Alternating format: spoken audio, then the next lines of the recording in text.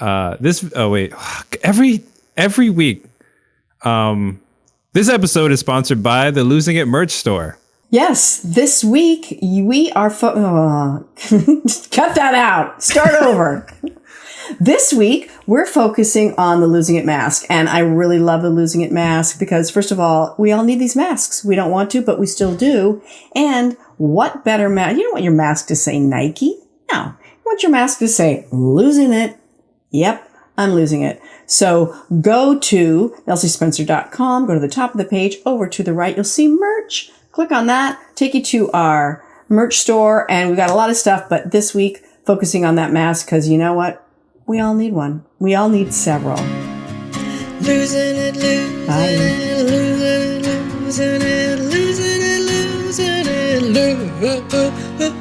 losing it.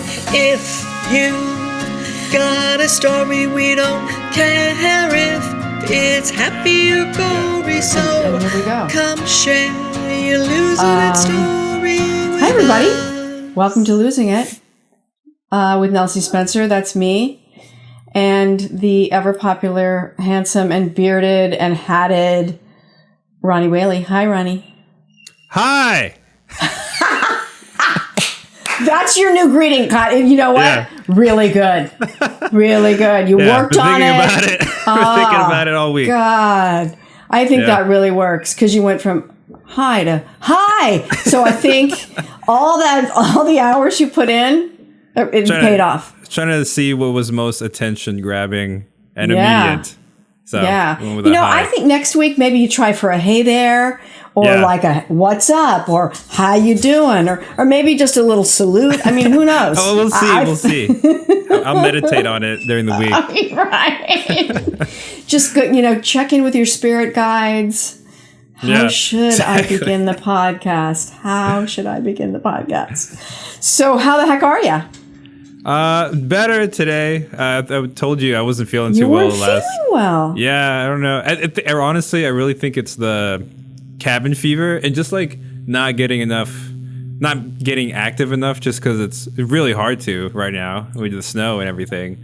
Yeah, so, I mean, really the question is, it's like not getting active enough, or are you getting active at all? That's really a question. No, actually not at all. I mean, the most active I get is probably my hands and my eyeballs staring at a computer, walking to the bathroom and the kitchen. And that's pretty much it. Walking to the bathroom. Okay, you have got to get out of the house. Circle of life, the bathroom and the kitchen, Bathroom, kitchen, bedroom. Bathroom, kitchen, bedroom. Yeah, right? Because you got to sleep, right? Yeah, so you got to digest other than the kitchen and the bathroom. Yeah. You get somewhere else. But I'm serious, Ronnie, when I say I know that you don't have the proper shoes because it's still, what do you guys still have, like a foot of snow there? Like 3 feet still.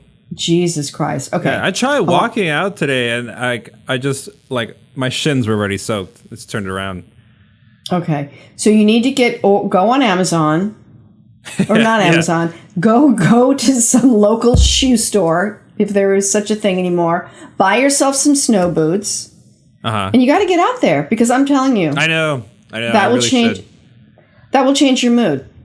Yeah. No, I want to, honestly. There's only two things. I could if I wanted to, but I guess the only two things that are stopping me is that the snow, obviously, and I'm also, so there's a path to go onto the main road, and I'm just scared because of the ice on the ground and dying.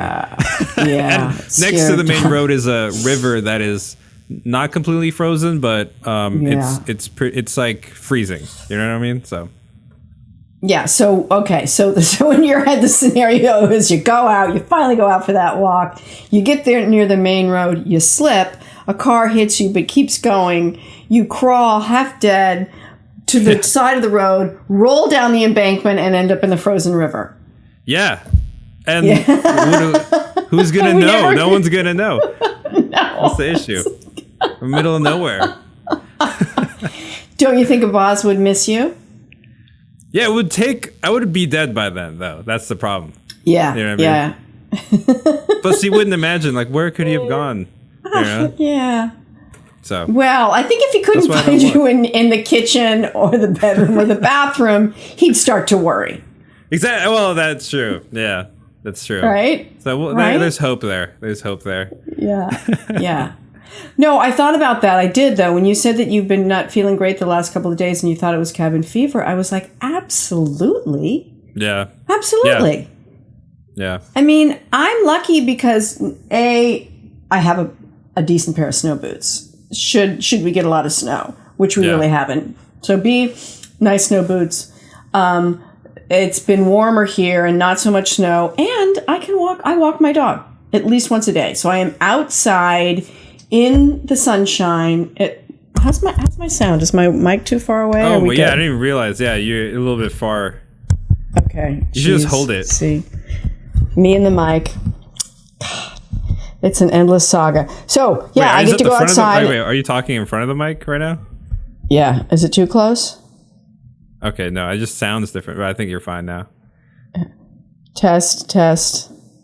Good, bad, or indifferent? I think it's... Too close? Wait, put it back to where it was. Hey, Ronnie. You gotta go outside. Oh. I think that's better. God damn, I'm good at my job. Okay, you have to go outside. End of discussion. No, I do. I know I do. I have to figure out, I'm starting to miss living in New York now.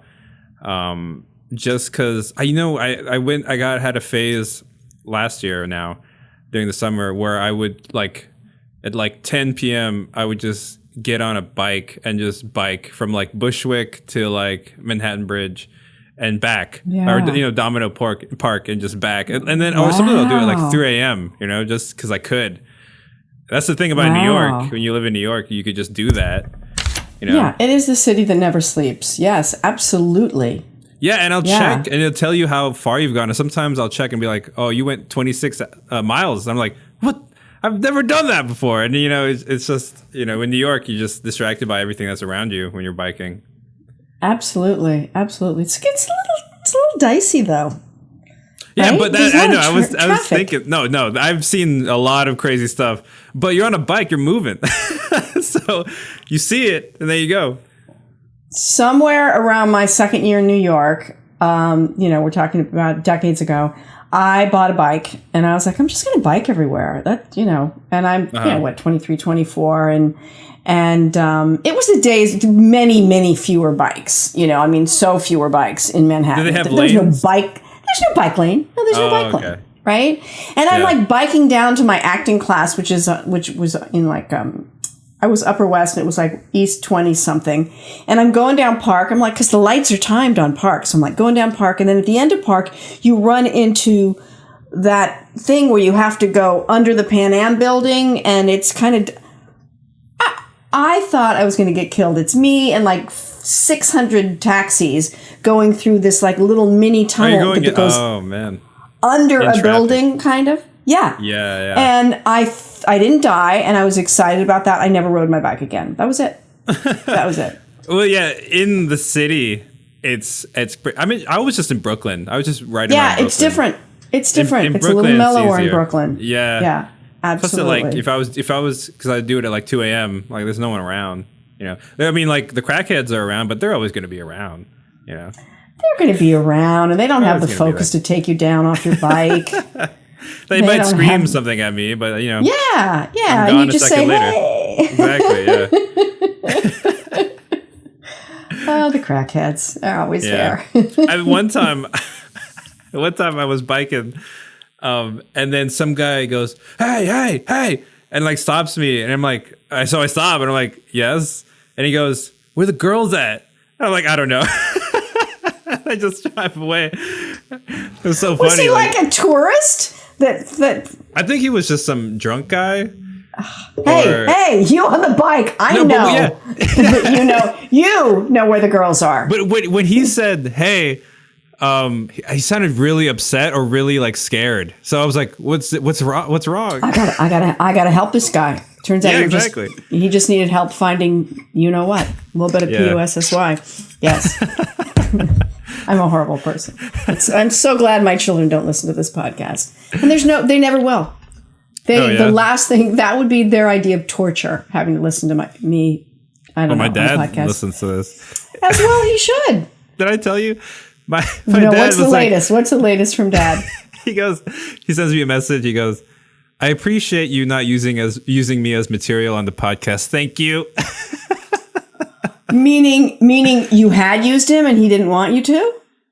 Yeah, no, it's just I mention him a lot on the podcast, on the other podcast too. So he's just like, okay, can we slow down on mentioning me? Ixnay on Ad Day on the Oddcast. Yeah. Oh, that's funny. Yeah. Oh, but he's such a good character. Oh. All right, Dad. All right, we'll be a dad moratorium. We'll slow down, but I can't help myself if something gets too good. You can't help yourself. Yeah. Oh my god. So I'm trying to think if I have any news. What happened to you this week? My big news is that there's a little puppy that lives like 3 doors down. This just Central Casting send me the cutest golden retriever puppy. And when I walk Cali, the puppy comes bounding out. And it's your neighbor's puppy? My neighbor's puppy comes bounding out to the chain link fence and sees Cali and wags her tail. And Cali goes over. And then the other dog that they have comes bounding out. This old, like, pissed off dog with all this gray fur comes bounding out like... And Cali's like, I will fuck you up. Cali's like... Oh, my God. And the golden retriever puppy is still like, hey, guys... What's going on? What's going on here? What are you guys doing? So I'm dragging Cali away and all her fur is up and oh my gosh. So yeah. I mean, and this little puppy just wants to play with her. And I think if the grumpy old puppy wasn't there, they would get along. But yeah. So every day I'm just like pulling her away from the cute puppy. Go ahead. I saw on your Instagram story that Cali reunited with a old boyfriend, or with her is that what boyfriend. happened? Yeah, Oliver, who was her first boyfriend. Well, Doug always says that Cedric was her first boyfriend. We're talking about dogs, by the way. We're talking about dogs. Her first boyfriend was a puppy named Cedric, which Doug always pictured. But Doug always pictured Cedric in like with a lot of bling on, because he always thought of Cedric the Entertainer in his mind. So if you picture like, and it was also a golden retriever, but her longtime boyfriend was Oliver, who's this Springer Spaniel who you can see on my Instagram feed. Nelsie writes, and they hadn't seen each other in like 8 months, nine or 10 months. And I went walking in the woods in my old neighborhood, and I texted Jennifer. I'm like, I'm taking her to the woods. Can you meet me there? I didn't hear back, so I just took her anyway. And then Callie's off leash, and she's, in front of me, and she's happy. And then she runs back away from me, past me, runs, and I know something's bad. I'm like, Callie, stop, Callie. And then I see an outline of 2 people, and I see a dog. I'm like, shit. And she's crouching like this, like, I am going to. And then I see that it's Oliver. And Jennifer, the weird thing is Jennifer hadn't even seen my text. She just went to the woods for the first time in months. Oh, wow. She went to the woods. So we had this, so the 2 of them played and, licked each other and bit each other. And a good time was had by all. Great. No, they were so happy. After Callie jumped all over Oliver, like, oh my God, I can't believe it. I thought I'd never see you again.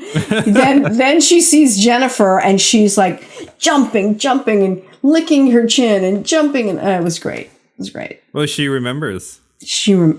Absolutely. Because there's only 5 humans that she likes, and Jennifer is one of them. Yeah, it's crazy. Sometimes you think that dogs don't remember certain things, or you know what I mean? No, but then all you have to do is look at those videos where, people are coming back from 2 years in Iraq and the dog remembers. Yeah. I had a dog that I was surprised remembered anything. I was very surprised. It was what kind of dog was it? She's dead now, but I thought you guys were an all pug family. No, I had an ex-girlfriend. She had a dog. that was given to her, and it was before that was poorly taken care of. Her name was Waffles, the dog. Waffles, not your girlfriend. Hey, Mom, Dad. Not my ex-girlfriend. No. You want to meet my new girlfriend, Waffles, and her brother, Maple Syrup? Yeah. Yeah. Waffles, she was such a sweet dog. It was a Teacup Pomeranian, so she was literally like this big, like that big. Yeah. So precious. And she was a smart dog. She went to like a college? I was gonna say like a dog academy or something like that, where they like train the dogs, right? And she's the only dog I knew that if you pointed in direction and say to go there, she would go in the direction. Wow. Right? Wow. Like, the concept of directions to dogs, I didn't even know that they could even do that. Yeah. But, yeah. So my ex-girlfriend and I lived in New York for like a year and a half or something, and I came back to the Philippines. And Waffles was staying with my parents at the time.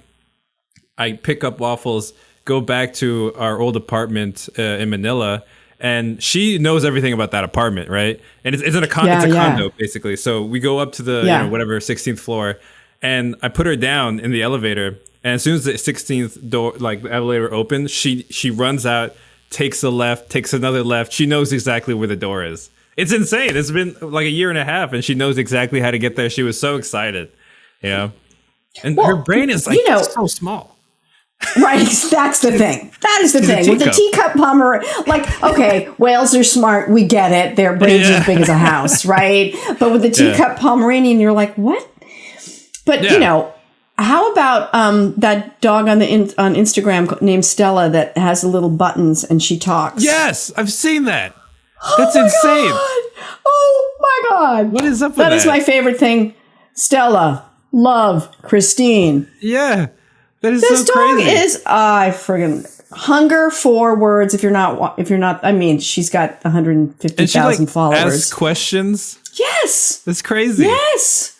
Oh my gosh. It's the best. I mean, they're just smarter than we think. And I think also a lot of species are smarter than we think they are. Humans have this sort of like huge arrogance. We have opposable thumbs so we can do shit, which we, but I think we always, it's sort of the reason we can eat, we eat chickens or cows or whatever. We assume, they're not important. Chain.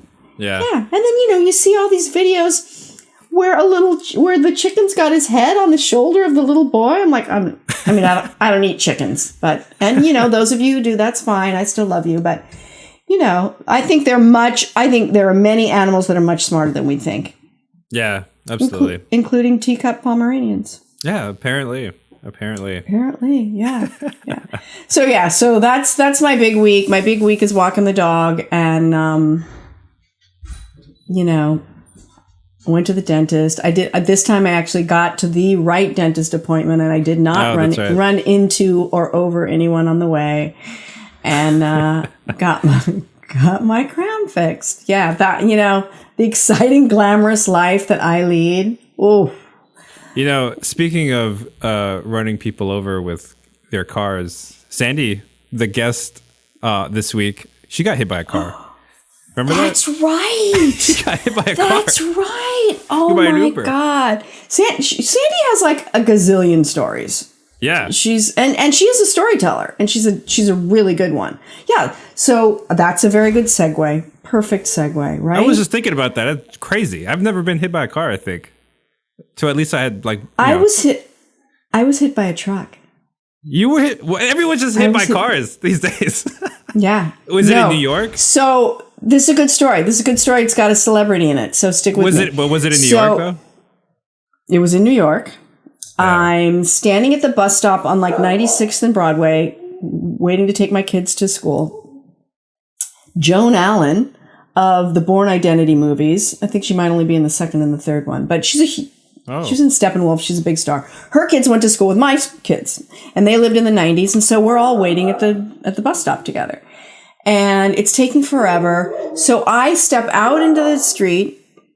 Can you hear Cali? She's barking at something. I step out into the street, and I'm looking uptown.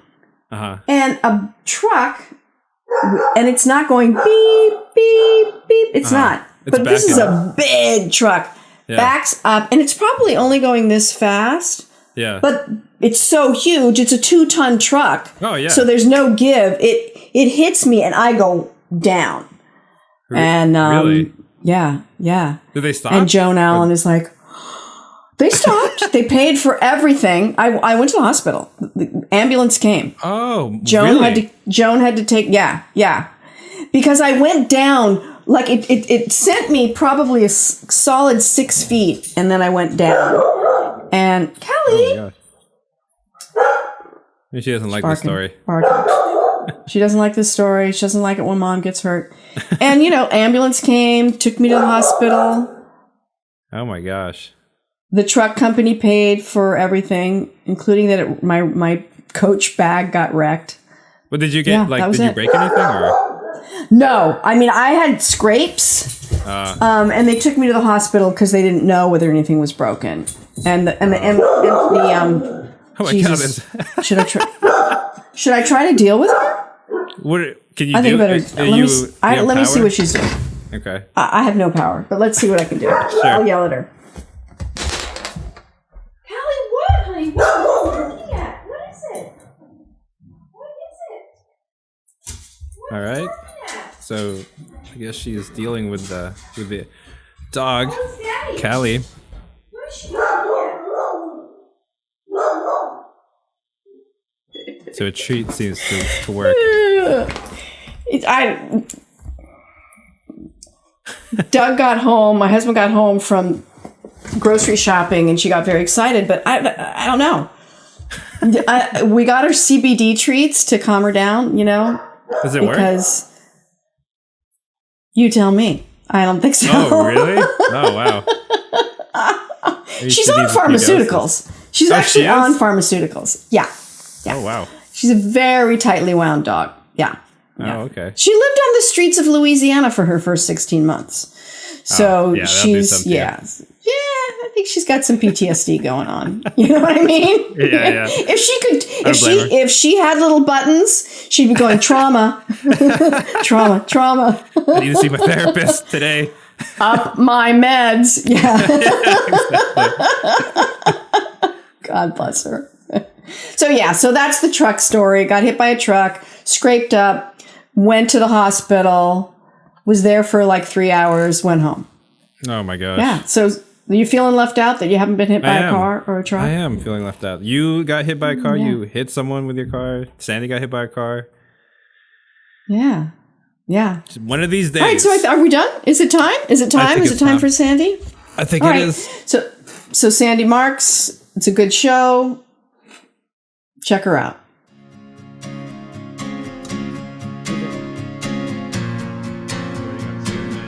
I am recording as well, so we're good to go. So I'm so happy that we made this happen. Yes. It's been a long time. Oh my God. Standing over that cheese plate with you. So I have to tell everybody that I met Sandy at we both were on Georgia Clark's show, Generation Women, but not on the same night. That's right. And then we met at a party that Georgia and her wife had in Brooklyn that was fabulous. That's right. And they're swanky at their swanky house. Oh, how swanky is that house? I know. I was so moved by it. We actually we live in the same, very close by. We live in Greenpoint. But I was so excited when I went to her apartment because I thought, I want to live like that. It was like that moment where, oh my gosh, this is how. And my husband and I moved from Westchester to Brooklyn, and we live in an apartment that's kind of like that, right over the water. That's good for you. Talk about a reverse thing, right? How long had you been in Westchester?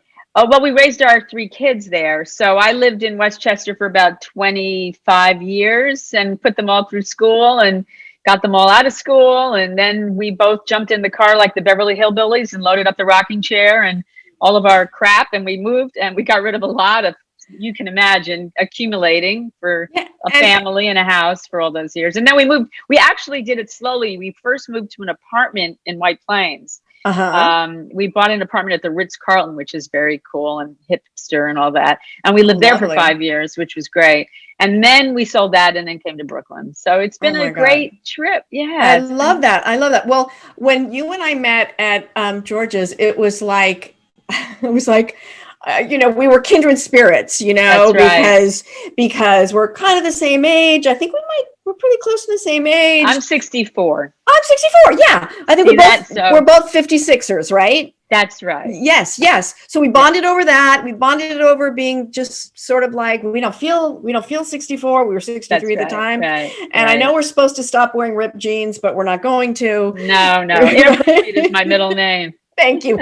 Yes. Thank you. Yes. Yeah. I'm completely age inappropriate. And so we bonded over being funny, sort of irreverent, ballsy women. Which is what Georgia collects in her little troupe. Exactly. Yeah. For those of everybody who's listening, if you have never gone to a Generation Women show, check them out. They're now streaming, obviously, and they're storytelling evenings where a woman in her 20s, 30s, 40s, 50s, 60s, and 70s all share a story on the same theme. That's right. Yeah. And every show is always fantastic. Fantastic. Yeah. We meet great people. I love being a part of it. I love Georgia, her spirit, her intelligence. She books the shows really well, the greatest group of women always. And the audiences go crazy. They love it because they're learning from other women's experiences, and they're also sharing, they know that these women are sharing what their experiences are. Yeah. So well, it's fantastic. That whole thing of honoring the fact that once you've been on the planet a few decades, you've learned some shit. That's right. And not to say that the women in their 20s, 30s, and 40s don't have great stories as well. I mean, that's what's so fantastic. Right. That's what's so fantastic. Yeah. And they're always so intelligent, these women, and poised. I love watching the 20-year-olds that have such a command of everything they're doing. I'm thinking, when I was 20, I was like hiding under my bed. I wasn't that self-possessed and so confident. Yeah. So it gives me hope for everybody's kids. And I'm with you. I feel like I know so many awesome millennials, everybody loves to give millennials a bad rap. And I'm like, I don't know. I think they're kind of awesome. No. Yeah. And I raised these 3 kids, and really by nothing of my doing. I think it's genetics purely. They all turned out in their own way, individually great. I'm going to be a grandma soon for the first time. I'm so excited. I'm having my first grandbaby. Yes. When? Well, she's due May, but I think she'll be a little early because she's about 3 inches tall and 4 pounds. So there's no way she's carrying a baby full. She's so tiny, and then she's already so big that I'd be shocked. Meaning the mom is so. My daughter is a little tiny. Well, you're tiny too, right? Yes, and I carried twins, so I was really something else. I looked ridiculous. And because I'm so inappropriate, I used to strut around Manhattan in my onesies and my unitards with this huge belly and my belly button like winking at people. Because it was sticking out. And I just loved every minute of it. Loved it. Loved being pregnant. I loved being pregnant because I felt like you get all this attention and basically you did nothing. You lied there and said, go for it, baby. I'm ready. Right. The sperm does the swimming and then the egg does with it. And we just, I loved it. And obviously we both had nice, easy pregnancies. Yeah. Well, my twins were preemies. They came 10 weeks early. So that was a little rough, but thank God they're now 32-year-old healthy women. So it worked out. But so it's like I say, my nachas, all my good fortune is now coming back. And that's why this year has been tolerable because I'm home most of the time. I get to obviously express myself creatively on Zoom and all these other platforms, which is great. But I can take comfort. I basically can take a knee for a while. I've worked my ass off for my entire life, always working. It's time to just sit down, take a nap. You've had like sort of a bunch of different incarnations, right? Right. Yeah. And so where were you born? I was born in Queens, here in New York. I'm a borough kid, but then my mother moved me to Montreal when I was really little. And I lived there for 5 years because my mother's family lives there, and my mother was going through difficulty with my father, and I think she just didn't want to see him. So she moved my sister and I to Montreal, and we lived there for 5 years. So I lived with my grandparents, with my grandmother, and it was a really great experience. I loved. But your mom was being there. But your mom was there too. Yes, my mom is Canadian, so she was there too. And Dad stayed in New York. And then I don't know how he lassoed her back, but we all moved back to New York when I was about 5. That is a hell of a story. So we stayed in New York, and yeah, I mean, it's great. So I grew up in the boroughs, and then I moved like a lot of other young yuppies back then. We moved to the city when I was like in my early 20s. And were you Upper West or Upper East? Mostly Upper West. We lived first on Charles Street. I moved around a lot. So I was in the West Village, East Village, and then Upper West. And then finally we bought our house in Scarsdale because I wanted my nice Jewish kids raised in a fancy neighborhood with hedges and shit, because I'm such a climber.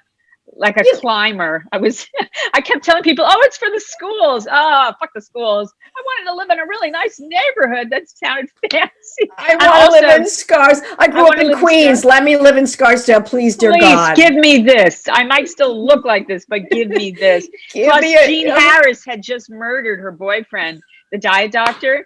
And I thought they even have fancy killings in Scarsdale. I want to live in a fancy killing town. I want to live in a town where a woman, I think, who went to a fancy boarding school. She went to the same fancy boarding school my mom went to.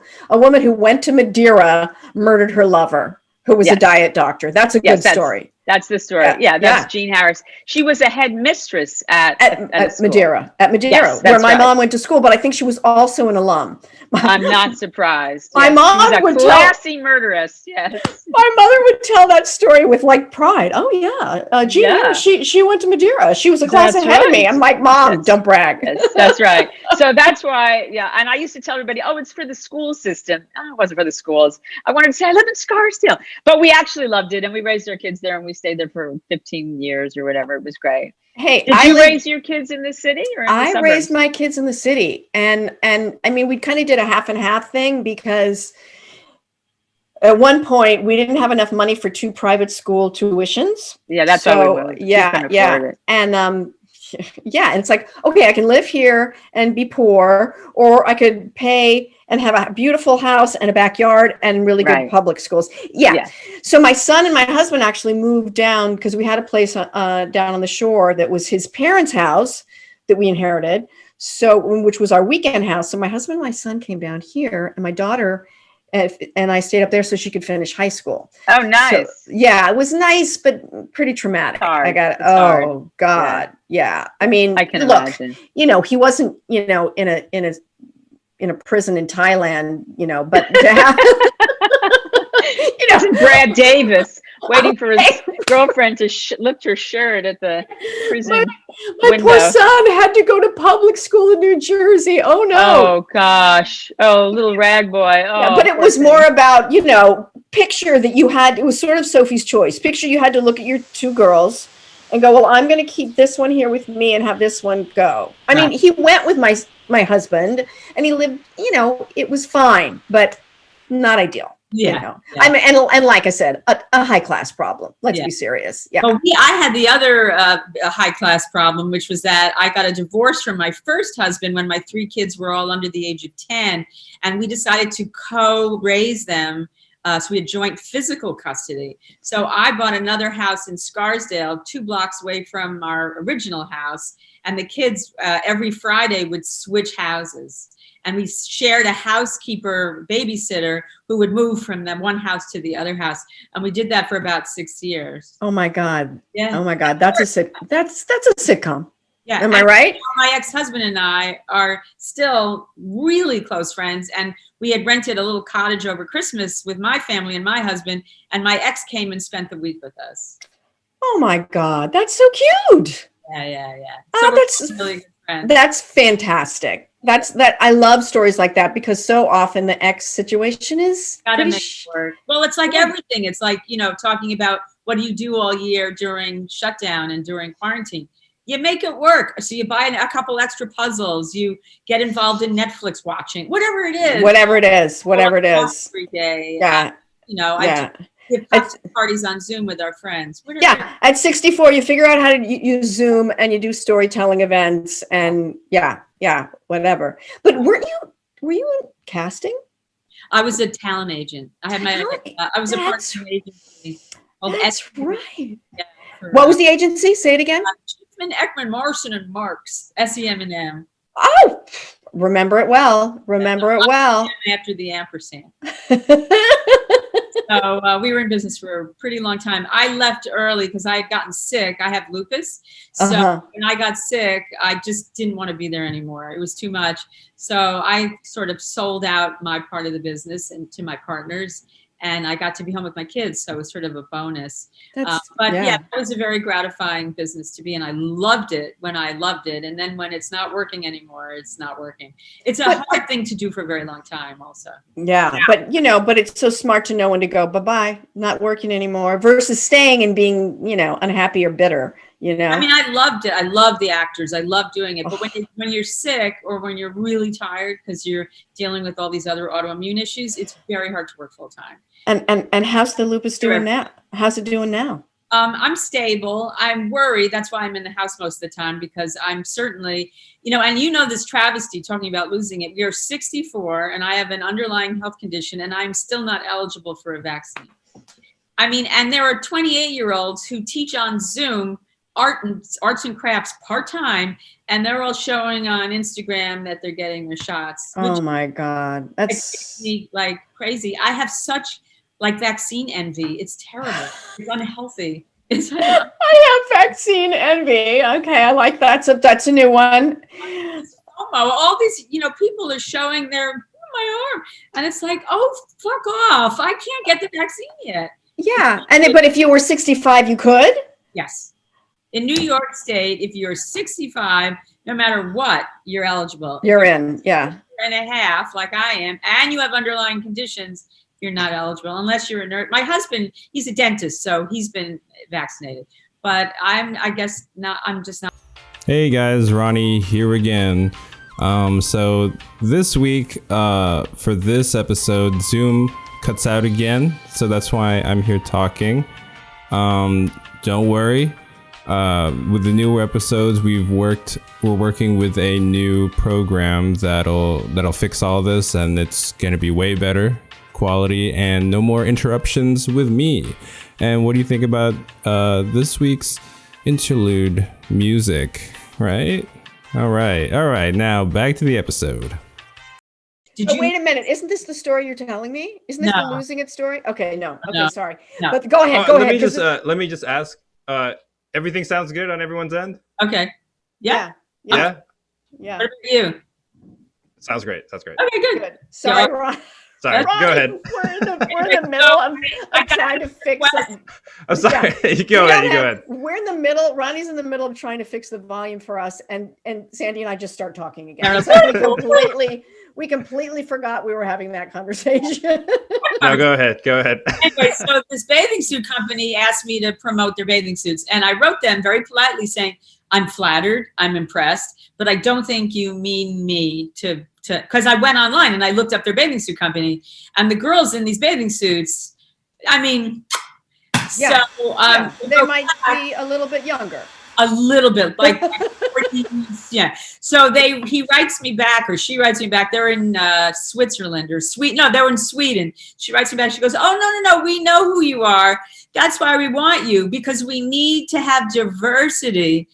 And I'm thinking, oh shit. Now I don't know what's worse, being told that they need diversity, fat and old people, or if they had just said, "Oh, you're right. We made a mistake. We didn't really need to." Then I had to go do the thing. And did you do it? You did it? I did it. And the bathing suit they sent me was this bright, hot red. It looked like a Baywatch bathing suit. It was one. Oh my. Yeah. Well, the one piece. It was cut out, like lots of side boob, very low. And my whole ass was hanging out. It had like a thong in the back. No. It was so bad. So I made my husband, I wore it like sweatpants, sweatshirt. We go to Jones Beach. We go to the most remote spot because I'm so horrified, and we have to shoot these pictures. And I finally find an angle that I practically like pulled a muscle. And then after I send them in and they go, "Great, fabulous. Okay, your code is SM15, no, SM20 was it SM15? SM15 bright swimwear. So it's 15% off if people use my code. Yeah. And I start scrolling on their page, and all the really pretty girls got 20% off. And I'm thinking, I only get wait, I'm like not even the markdown. I'm like an inflated price model for them. So my husband is so nice, without missing a beat. He says, you know what? They're giving your friends less of a discount because you girls had to work that much harder all these years, and you had to earn a living. And those girls, they just have to wait for people to give them shit. And that's why you only get 15% off on your bathing suits. So I did it, and it took a lot of courage. I have to say, I really did it as a point of personal pride that I could put myself out there and pose. I'm sorry. Flunkin hanging out there. You deserve a ticker tape parade for that. I'm going to talk to the Pope about sainthood. I mean, come on. That's fantastic. Yeah, I told Keith that when they cremate me, just put the bathing suit in the box. Yeah, anyway, I don't know what made me tell you that story, but we were talking about something. Oh my God. Yeah. Somehow, auditions. Auditioning. And age and being an influencer and all of that. Oh. I love the fact that you've gone full circle from owning a talent agency and representing actors to auditioning at age 64. How the heck did that happen? Well, full disclosure, I was an actor before I was a talent agent, like most agents. Yeah, that's true. Every manager and agent in New York and casting director had one time wanted to be an actor, but I wasn't really that great. Did you study in the city? I studied I was one of the last students of Lee Strasberg. Oh my God. I went to the Neighborhood Playhouse. I studied with Bill Alderson for 2 years. Oh my God. I studied with Ed Moore. And what years were you there? I was I did the nighttime Playhouse, because I was an NYU drama major. So I was in the Strasberg school. And then when I got out of NYU, I went to the Neighborhood Playhouse for 2 years. But what years? It had to have been like 81, 82 or 8. I was there 79 to 81. Right around then. Yeah, I loved the Playhouse. That was my favorite thing. Oh my God. That's crazy. That is crazy. A lot of listening and repeating. Answer that. Yeah. Anyway, but it wasn't that great. I was okay. But what I was really good at was helping other people find work. So I was a dancer also. So I'd be in dance class and I would see an actor and I'd say, did you hear about the so-and-so audition? And, that gave me more pleasure when they would follow up, because you remember back then what we used to do when we weren't doing very well is look in Backstage magazine. Backstage was everything. Yeah. That was it before in unions and stuff. So when I finally got the opportunity to flip from one business to the other, I knew it was the right calling. And the reason I got my first job was an interesting thing. I was in dance class with Peter Weller, the actor who was RoboCop. Remember? Peter? I know. He was an Upper West Sider. I sat at, remember Cafe Central? Yes, that was. He used to hang out there, and I saw him there more than once. Yes. Loved it. So I used to hang out with him in class, and one day he said, I want you to be my agent. And I was so excited because he thought that I was like hot or something. And no, he wanted me to meet his agent, this guy, J. Michael Bloom, because he wanted me to learn how to be an assistant at the agency. Nice agency too. Yeah, at the time, yeah. I was there for 7 years, but we caused quite a hoopla because when we left in the year 1987, we took like 1,000 clients away from his office in one day. Wow. Yeah, Are you by any chance watching Call My Agent, that Netflix series? Love it more than anything. Oh my God. It's the best. I cannot stand it. I love it so much. When I was still working, I used to say to my associates at work, we have to create a series about this because every day something, and I had the same concept, always bring in a celebrity, someone that other people know, or some kind of hidden joke, and have the story revolve around whatever escapade. Yeah. And I'm so glad that they did it. And I love it so much. Are you on the new season yet? No, I'm only on like episode 5 and I'm like eating it like chocolate. Like I'm so... So I good. Love it. So good. Yeah. So I know good. it's like that. Did you work with an agent when you were strutting around? No, I created my own thing. I wrote a 2-character play with my best friend and we ended up doing it at the White Barn. And then we did it at Pittsburgh Public Theater. And then we did it. So I was one of these people that I was not a great auditioner, and I always felt like I didn't know the secret handshake, like how to get an agent. Like whenever I would interview with an agent, none of my good qualities came out, like I wasn't good at that. Yeah, I understand. It is definitely a special skill.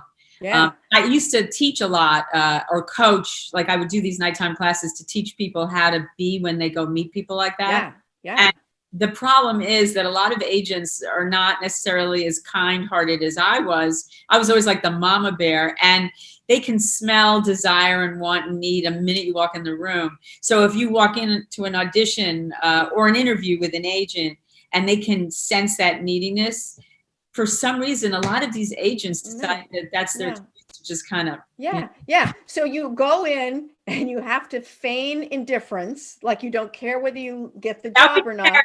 Can't be arrogant. No, I just had no, I had no, my palms are sweating thinking about it now. I didn't have that talent, but that's how I became a writer. I co-wrote a 2-character play with my best friend, and we starred in it. Much better. What was it called? It was called My Heart Belongs to Daddy. Oh, that's so cool. Yeah. I always say that if we had been born a few decades later, she and I would have created would have done Broad City. I mean, it was that kind of a vibe, funny and irreverent and all that. Yeah. And then what did you do after that? I did stand up for a while, and then I wrote a novel. Oh, then I had 2 kids, 20 months apart. I wrote a novel about motherhood called The Playgroup, which I will send you a copy. I have 400 copies in my attic. St. Martin's published it. Right. And then I was a radio talk show host for a while. And then I started teaching writing, and then I co-wrote whenever I do my resume, I'm like, God, this goes on forever. And it doesn't have a straight line. And then I co-wrote an indie film that came out in 2015. And then I did my one-woman show called Day of the Dead Daddy and a podcast. It's amazing. There's my resume. Impressive. So you didn't need an agent. You see that? I didn't need an agent. You know how it is. You look back and you think shoulda, coulda, woulda. But I've had a fantastic life, and married a great man and had 2 great kids. And I always tell my kids we are exactly where we're supposed to be. Exactly. Wherever you think is going on, whatever crushing disappointment you're in the moment, you are where you're supposed to be, and tomorrow you'll be where you're supposed to be tomorrow. Exactly. And you don't know where that is. You can't start beating yourself up. Like I was saying, oh, did you go to Syracuse? My daughter went to Syracuse, and my husband went to Syracuse. I love but I like that it looks like I went there. Yeah, I like that. All 3 of my kids went there. This is one of the things we bonded over. I'm remembering now. Yeah, all 3 of your kids went to Syracuse. My husband was undergrad, and my daughter went to Newhouse. Both my daughters were at Newhouse. When were they there? Oh, they're older. They're like 32. They're 32. Yeah. So they were there, when you were 32, you would be there. And my son went, but he was a business major. Yeah. Oh my God. That is why I'll never have a second house. I had to put my kids through school, but they don't have any student debt. That's what I'll have on my gravestone. Right, on your pauper's grave. Children don't have student debt. Yes. So. We couldn't afford a casket, but there's no student debt. They're on their own now, but I helped them see it through. Yeah, it's a good story. So how have you been surviving this year? It seems like you've been a very... It started out, it was rough because I got hit by a car, which was not easy. I was walking, and the irony was, it was the first day I was on a Peloton bike. And I was very excited because I was going to start to exercise. This is before the pandemic.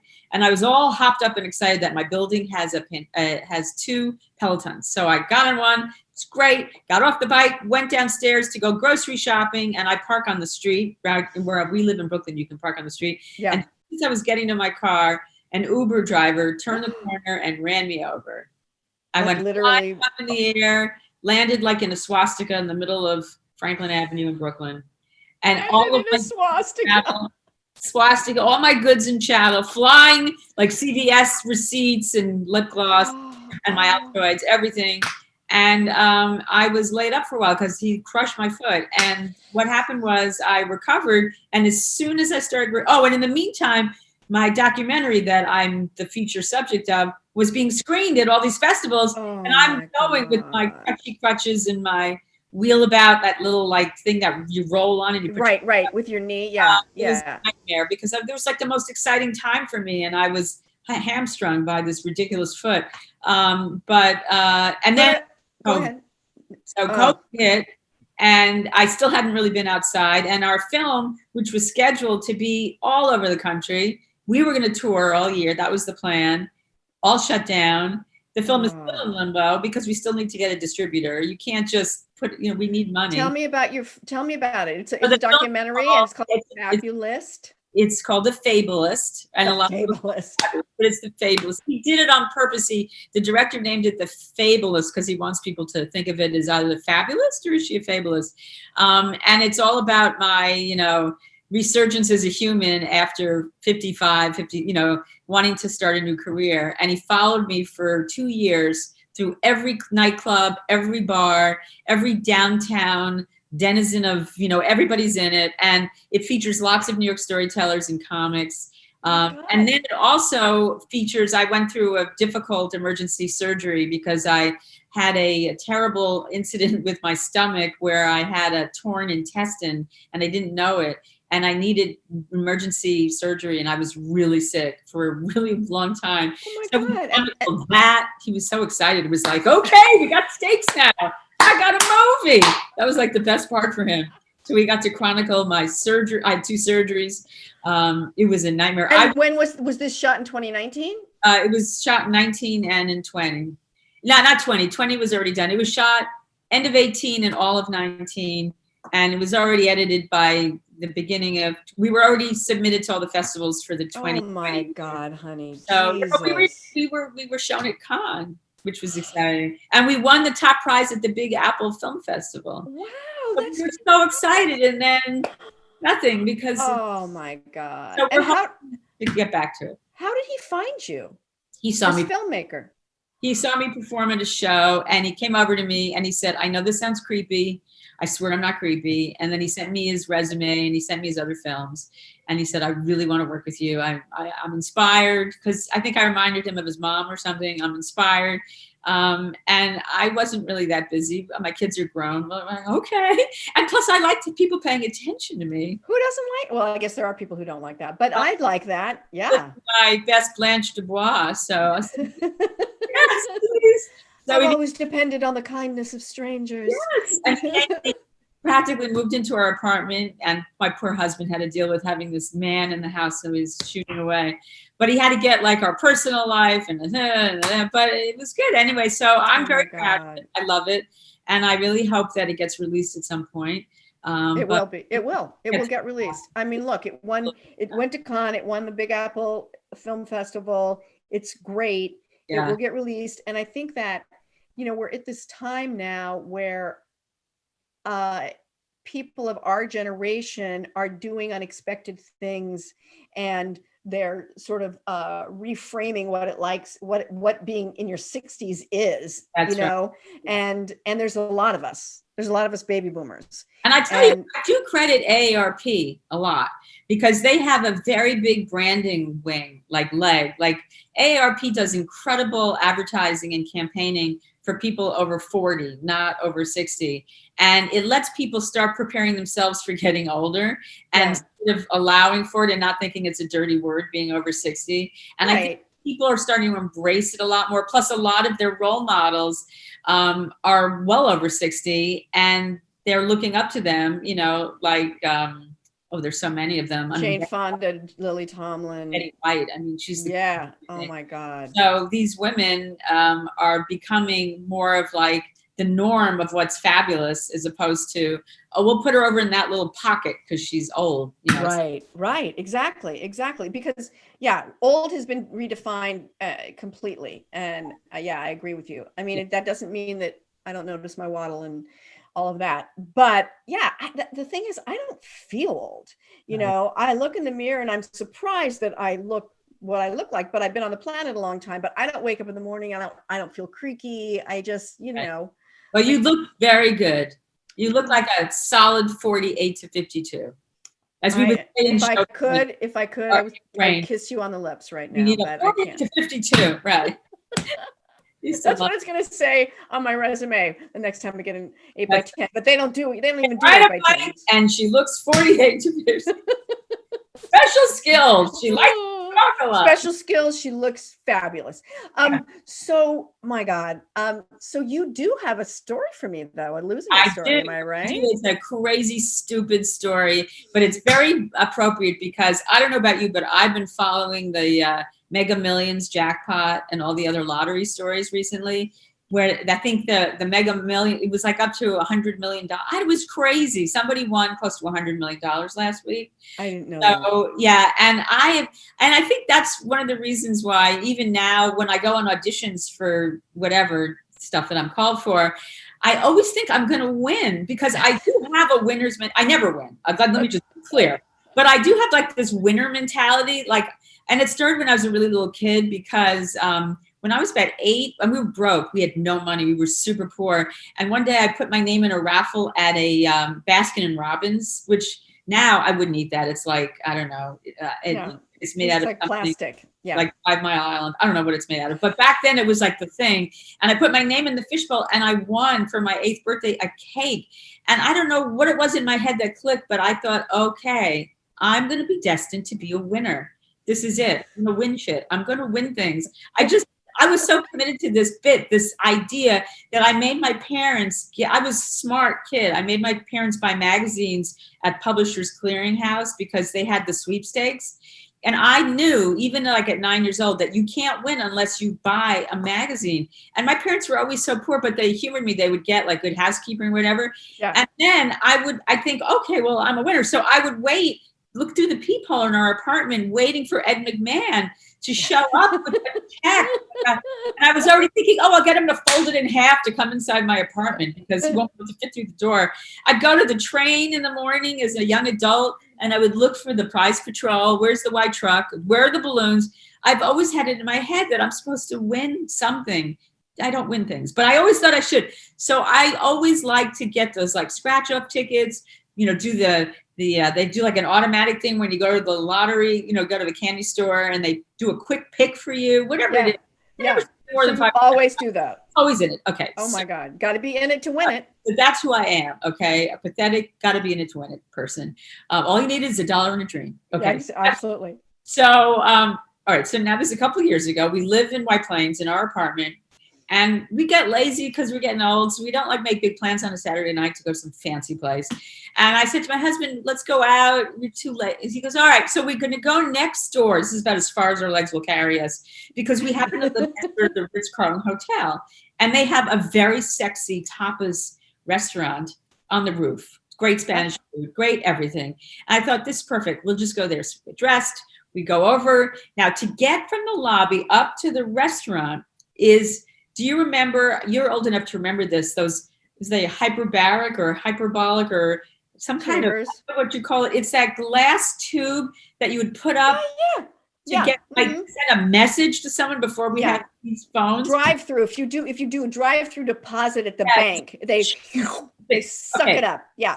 So they have this elevator and that's what it's like. It's like walking in to a hydraulic test tube. It's this round glass elevator and it shoots you up and it shoots you back down. And if you happen to be afraid of heights or you're, have any kind of phobias, it's not a great situation if you're claustrophobic, but we're fine. We don't care. So, and it goes fairly slowly. But anyway, so we go up, we get our table, we're all excited. We order like a million things with octopi and potatoes or whatever. We're eating. It's great. And we must have had a tanker of tequila. Must have. That's an important part of the meal. Like at least drank my weight. Okay. So and it's great. And then we're done and Keith pays the check and we're ready to head out.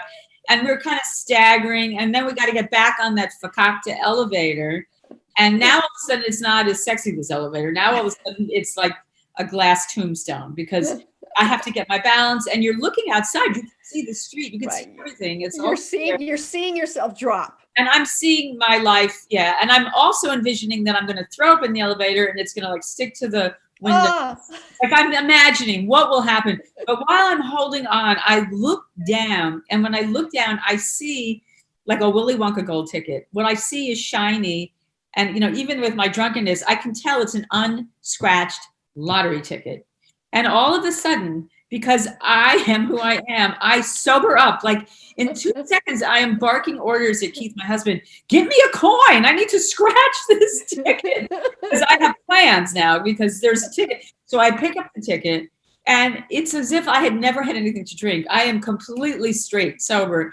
And we're still like on the 40th floor. And as we're descending, I'm scratching and it's Christmas time. So I have to match the balls, the Christmas balls. You have to match a ball to the amount of money.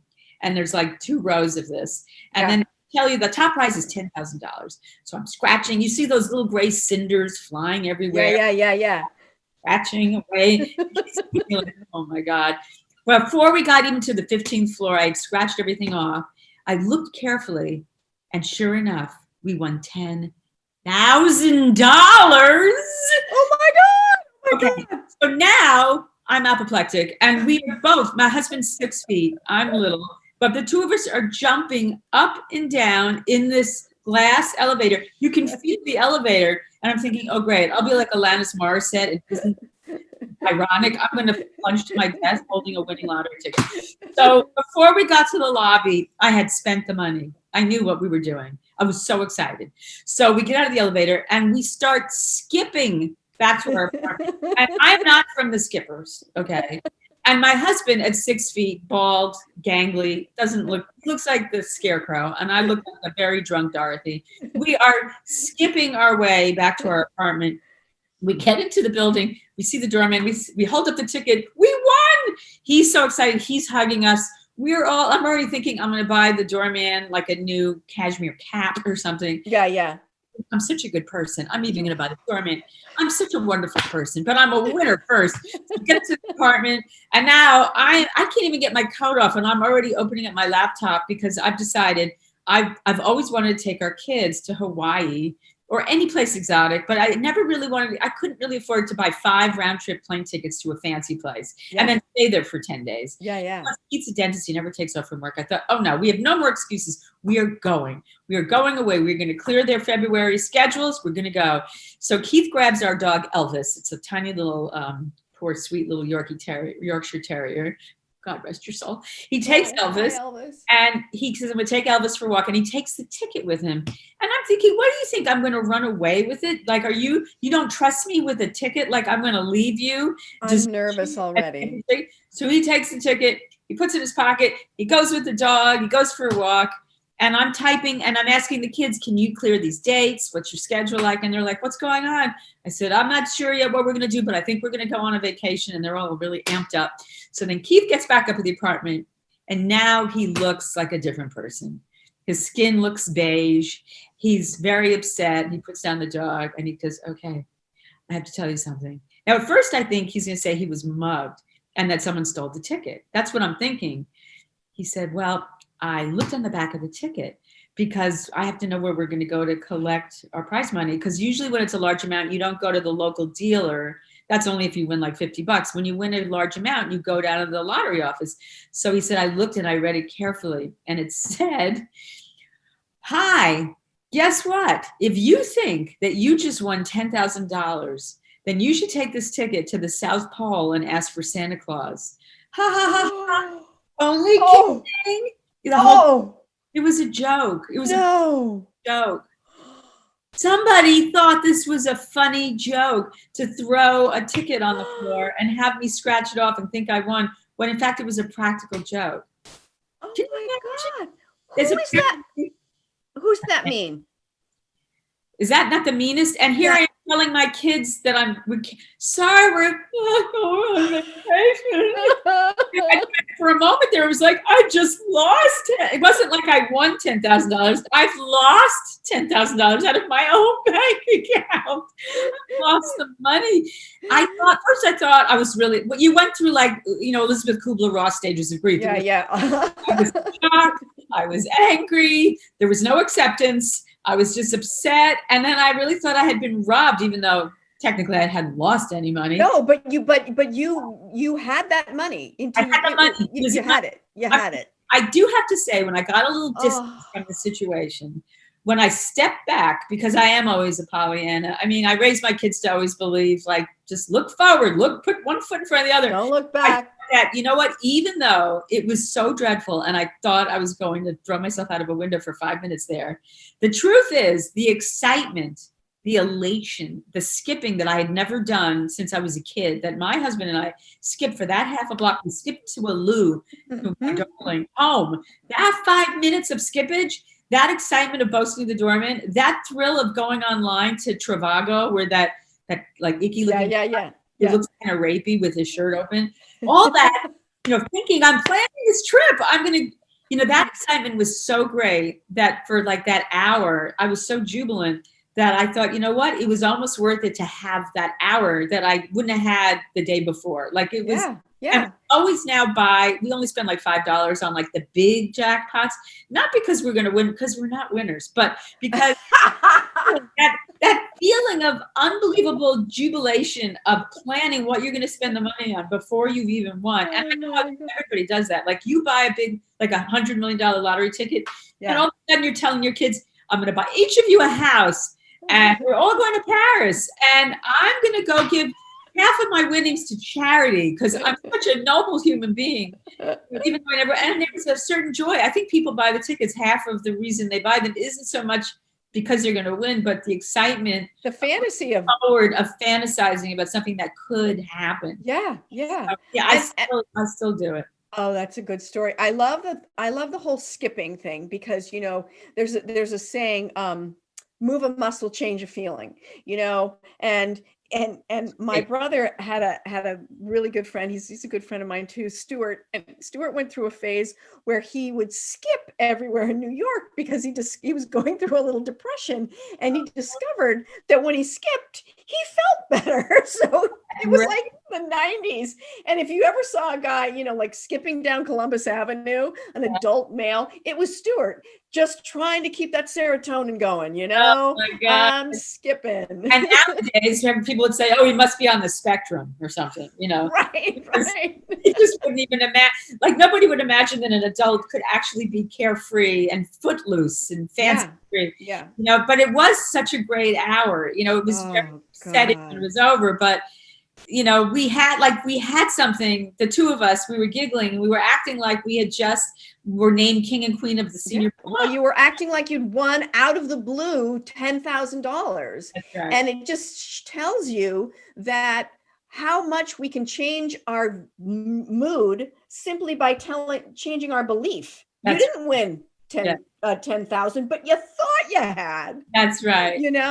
And I do reminding yourself you didn't lose the $10,000 because you didn't get it yet, but someone took it from you. God, that is a good story. Yeah. That is a good story. But I usually ask, what did you learn from it? But you already told me what you learned, I think. Yeah, I'm not sure about it. I think the experience gave me an opportunity to have a lot of fun for a very short amount of time. And and I'll still pick up tickets. I would pick them up anywhere. Yeah. All the ones you find unscratched are probably. But here's what I think. I think you are a winner because, first of all, you won that ice cream cake. Let's not forget that. Okay, you were 8. It was a while ago. But didn't your movie, The Fabulist, win at the Big Apple Film Festival? It sure did. I think you're winning now. I think you're entering a new era of winning. I hope so. And I'm going to be a grandma. You're going to be a grandmother. You're winning.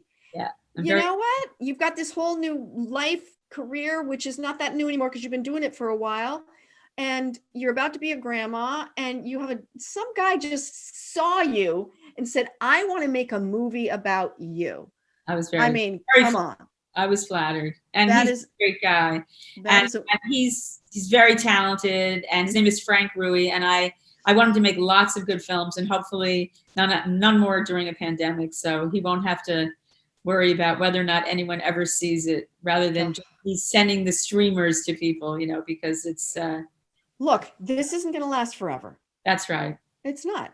It feels like it, but it's not. We have 2 and almost, I think we have 3 vaccines now. So we're on our way out. We are on our way out. And we have a new administration and government. Thank goodness. like you said, look forward. We just gotta look forward. Yeah. And just celebrate whatever wins we have. That's it, you know? Yes. So we end with 3 questions. Okay. And I will give you one at a time. Okie dokie. Is there something that you hope to lose in the next year? My ass. How about half your ass? You don't want to lose all of it. Just all right, partial. My you know what it is? My muffin tops. Because I've been wearing sweatpants and I've been doing a lot of cooking, which is great. So I'd like to start. I mean, I know it's a cliche to say losing weight, but it has not been kind to the body being home and sitting watching Netflix on repeat. So I'd like to. Yeah, but I also think I want to lose any inhibition I have towards my age and self-editing and being self-critical when an opportunity comes up, and I need to stop being critical of myself when other people aren't being critical.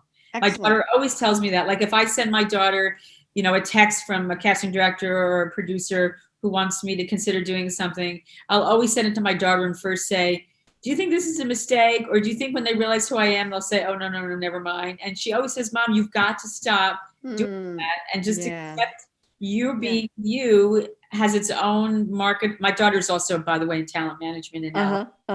So she'll see. That's so great. Is she in New York or LA? She lives in LA. She lives in Santa Monica. My daughter's in LA. Well, where does she work? Lighthouse Management. It's a pretty big, wonderful management company. I've definitely heard of it. My daughter works at Warner Brothers. She's the assistant to a VP in charge of, I'm always bragging about her, in charge of TV comedy development. Oh, that's Warner Brothers. Excellent. Good for her. Hey. How long has she been out there? Syracuse. This 2 years. 2 years. Yeah, no, she got this job a little over a year. I know she's doing great. She's so happy. And I feel like my daughter and I feel like they should hang out. They're Syracuse there are a alums. bunch of Syracuse alums out there. She played on a Syracuse alum soccer team. I wonder if your daughter might have done that. Oh, I don't think she has, but my daughter should know about that. That's really cool. So maybe they'll also involved. He works for Imagine Films, so they're all part of that cabal of wonderful people. That's a good cabal to be part of. Yeah, that's fantastic. Okay, so good. I love that. I love. You want to lose sort of the self-critical and the self-doubt. I think that's fantastic. And is there something that you want to gain in the next year? I want to gain the ability to be vaccinated outdoors and have the confidence to perform more often doing the kind of things that I love. So confidence, good health, and fresh air. Absolutely. Love it. Love it. Love it. Love it. And lastly, but not leastly, is there something that you hope you never lose? My sense of humor and just the fact that the respect of my children and the love of my husband. I love my husband, and just my family is the most important thing to me. So I never want to lose that feeling of knowing that that's the most important thing. And I want them to always feel that way, that family first, always, you know, just they're my heart. You got me. I'm quelling. And I'm schwitzing or whatever it is. That is so great. That is so lovely. I knew when I met you across that cheese plate that you were a keeper and that we had a kindred spirits. And this was we just onto each other. I remember that right over the bridge. We did. And I think I'd been vegan for about 10 minutes, so I didn't get to have any cheese, but I stood near the cheese and I was happy. I remember you told me that. I remember that. I had been vegan for like 5 weeks or something like that. And I'm still vegan. I was eating like sausage rolls or something. Still liked you. I was meats, whatever's there. But oh my God, Sandi, this was fantastic. And thank you so much. And I feel like our daughters should hang out when the vaccine happens. You and I shall hang out. Hopefully we'll meet at another storytelling venue. Yeah, maybe we'll do another Generation Women together. I would love that. We're the same age, but we'll go to each other's. Oh, that's true. We're the same age. We would. We'll go to each other's. Yes, because we're going to go out in the world again. Right. Am I right? That's and right. By the way, only lose half your ass. Okay. Yeah. The top half or the bottom half?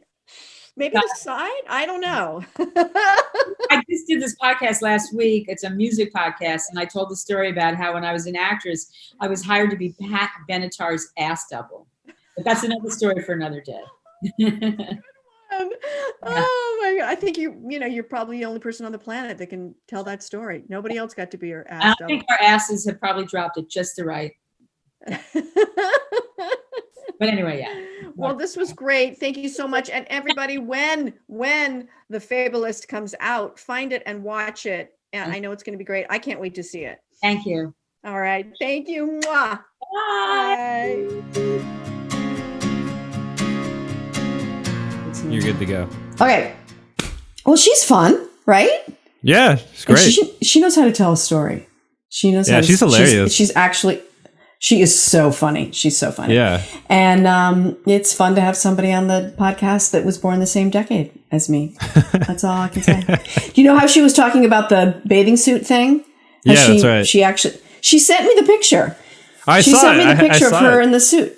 Right? I thought she looked pretty damn good. I mean, everything's relative, but I thought she looked damn good, actually. Yeah. I don't even want to say for her age, because years ago I said that to my brother. I said, I think I'm looking pretty good for my age. He said, fuck for your age. You just look good. And I was like, oh, I love you. Yeah. So she's fun. I like her. Check her out. Follow her on Instagram because she's funny as hell. And she does a lot of storytelling things and let's face it, guys, these days we all need some entertainment, and there's a lot of storytelling things that they're doing on Zoom. So, yes, Netflix and Hulu and ABC and D, but why not watch something that's a little off the beaten track? Right? Why not? Yeah. So yeah, she's fun. I dig her.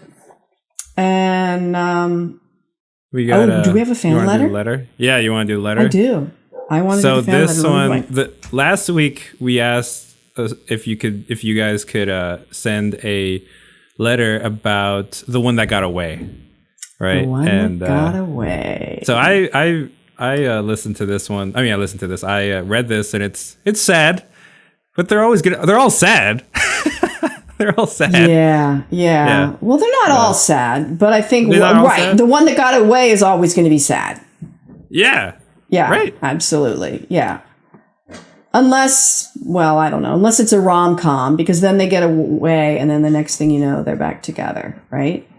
Yeah. So now the dog, she's in, she's out, she's panting. All right. So here we go.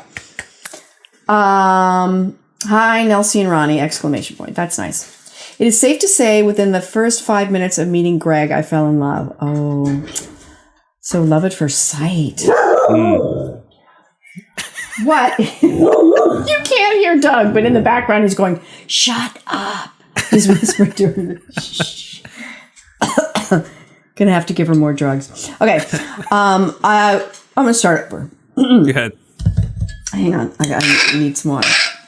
Okay.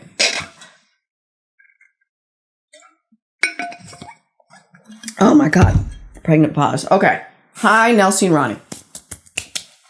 It is safe to say within the first 5 minutes of meeting Greg, I fell in love. I was living in Korea at the time, and he was living in Romania. Wow. He came to Korea with his family for holiday, and we connected via a dating app. Wow, those dating apps, right? Dating apps. It's like you're in from Romania with your family, and you go on a dating app? Wow. Yeah. Greg, you go. You go, buddy. Soon enough, it was time for, and we connected deeply. Soon enough, it was time for him to return to Romania and asked if we could still keep in touch. We spoke every day and made plans for me to come to Romania in the summer. However, the pressures of a long-distance relationship soon started to creep upon us. Eventually, he couldn't keep it up. No pun intended. It was sad, of course. I'm so sorry. I'm so immature. God, Nelsie. God. And this is a serious story. I'm going to go back. Okay. Eventually, he just couldn't keep it up. Ronnie, cut all of this out. I beg you. Probably not, but... Oh, okay.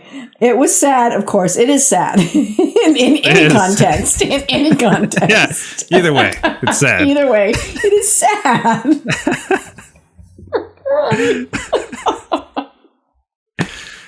sad, but not uncommon. It happens. It happens. It happens. It happens. Yeah, we might have a sponsor that will help out in the future. Oh God, I had never felt that way. I'm sorry. I've lost it. I don't know why. Oh God. Oh, okay. I feel so bad that I'm just making. But she's like pouring out her soul. I know. I'm just making erectile dysfunction jokes. I'm a bad person. Okay, I'm gonna pull it together. I can't. Oh my God. I really don't know why this is happening. Okay. Stop it, Nelsie. I must have like popped one of Cali's CBD treats.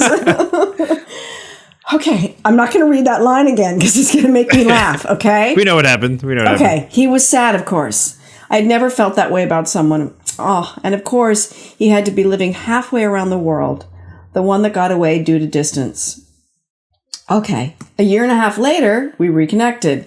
We made plans to see each other. The plans were solid, and I was almost in a dreamlike state. Oh God, I know where this is going. I couldn't believe we were going to see each other.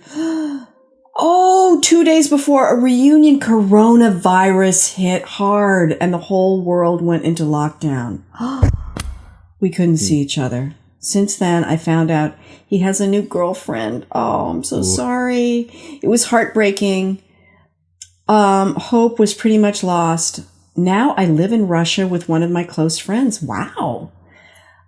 We were casually walking through St. Petersburg when I saw his new girlfriend walking right next to us. As soon as I saw her, how did he know? How did she know what the new girlfriend looked like? I think there's been a little bit of maybe social media stalking or looking, just perhaps. Research. Thank you. That's a much better word. As soon as I saw her, I knew who she was. Wow. I recognized her and even double checked on her Instagram. Okay. Everybody knows everything on Instagram. My heart sunk. What were the odds? But maybe it was a sign? I don't know. Just trying to look on the bright side. Sometimes it isn't meant to be. Valeria P. Oh, thank you, Valeria. And I apologize for my incredibly immature breakdown in the middle of that. I'm so sorry. But here's the thing that I want to say. Yes. And I know it's probably easy for me to say this because I had been married for 30 some years and all of that, but but it's not like Doug and I haven't hit bumps along the way. We have, but sure. I do believe that, if it's meant to be, you're going to end up together. And if it's not meant to be, you can't make it happen. Yeah. And if it's meant to be, you almost can't fuck it up. So just trust and stay open and have an open heart. And, Mr. Right's going to come along. Yeah, all right. I think Thank you, Valeria. Wow. International. We got Korea, we got Romania, we got Russia. Yeah. All over the place. Yeah. And that she saw the girlfriend walking. Isn't that crazy? In St. Petersburg? That's crazy. That crazy? Yeah. And what are the odds? What are the odds? And what an incredibly dull life I lead. I mean, she's dating Romanians. She's moving to Russia with her friend. Yeah. I'm stuck in New Jersey and you're stuck in New Hampshire. I'm so stuck. So stuck. Oh, I know, honey. We got to get you out of the house. Listen. Yeah, I will. What we'll do? We'll do a GoFundMe to get Ronnie some snow boots. That's what we're going to do. Some snow boots. And I want nice ones. Gucci. Yeah, So we're going to do a GoFundMe account. We need about $400 for a solid pair of snow boots. I'll look it up. I don't know. They might be like 10 grand. I don't know. We'll see. But I'm not stepping outside unless it's Gucci. The Prada snow boots. Yeah. Gotta have Prada snow boots. Saint Laurent. You know what I mean? Yves Saint Laurent. Exactly. Oh, God. Yeah, because you can tell when you see Ronnie that he is a designer only kind of a guy. It's all about the outfit. Designer only, I don't step outside unless I got designer on. That's why I haven't been outside. So that's why he hasn't been outside, because he has no designer. I cannot be seen in New Hampshire. This is a plea to our listeners. Please send Ronnie some designer duds. Come on. Come on. Forget those doggy rescue sites. Just get him. No, do not forget those doggy rescue sites. Oh, God. That was, I feel bad about the laughing, but that was fucking fun. Laughing is so good. It, releases dopamine. Yeah, of course. I'm all for it. Laughter, all for it. I know it's controversial, but so let's look at you're much better at this than I am. So given Sandy's story about the lottery ticket, Fortune's Lost? Is that what we should ask Lost? For? Fortune's Lost? Well, when you she lost didn't really have fortune. She didn't really have a. That's pretty good. She didn't. She thought she had a fortune and she didn't. So maybe it's Fortune's Almost Lost. I don't know. Fortune's Lost is pretty good. Fortune's Lost is pretty good. Yeah. All right, that's the Losing It story we want to hear, guys. Yeah, so please send over your Losing It stories for our Fortune Lost to losingitcontact@gmail.com or comment under this video on YouTube or DM us on Instagram. And we might read it out next week.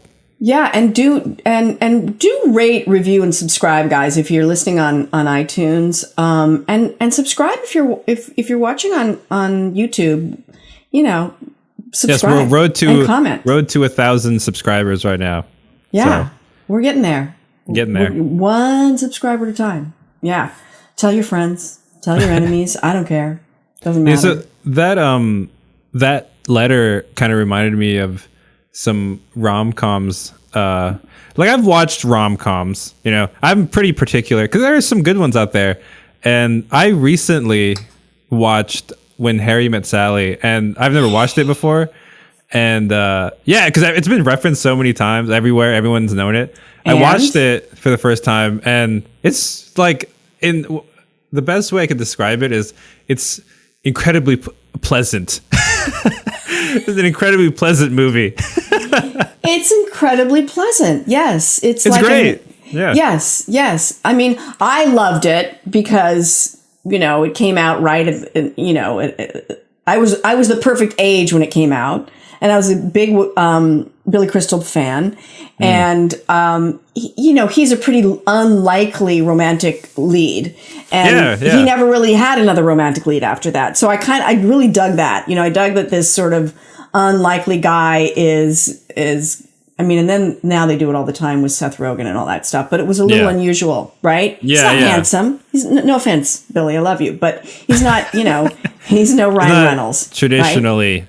Yes. And the Harry Connick Jr. score, that score you cannot beat. Oh my gosh. Yeah. That really rode the whole movie. Oh, that score is so gorgeous. I still listen to it, and it's Rob Reiner. It's a great New York directed movie. Oh, it's a great New York movie. New York movies are great.